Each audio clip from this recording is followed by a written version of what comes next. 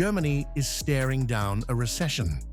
Economists are now warning that Europe's largest economy is edging toward a technical recession, defined as 2 consecutive quarters of contraction. The trigger is direct. The Iran war has detonated an energy shock that has slammed into businesses already operating under severe strain, driving up costs, weakening sentiment, and choking growth at its roots. The damage runs deep. Top economic institutes are sounding the alarm, warning that the Iran war is not creating Germany's vulnerabilities, it is exposing them. Structural weaknesses that predate the conflict are now fully visible. German government borrowing costs have surged to their highest level in 15 years, as the energy shock fuels inflation and tightens fiscal conditions across the board. And the pain is hitting the factory floor.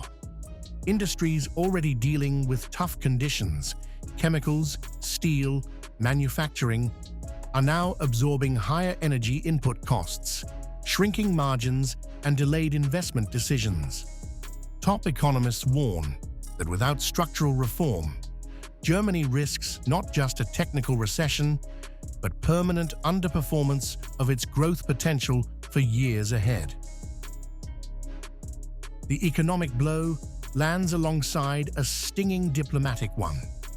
Opposition lawmakers have torn into Chancellor Friedrich Merz in a fierce Bundestag debate, blaming him and his foreign policy directly after Germany failed for the first time in the Federal Republic's history to secure a non-permanent seat on the United Nations Security Council.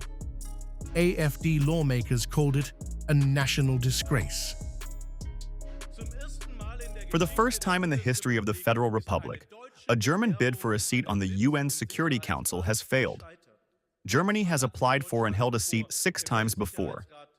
This time, the world has slammed the door in our face. The truth is, under Friedrich Merz and Johann Wadephul, we are not back on the international stage.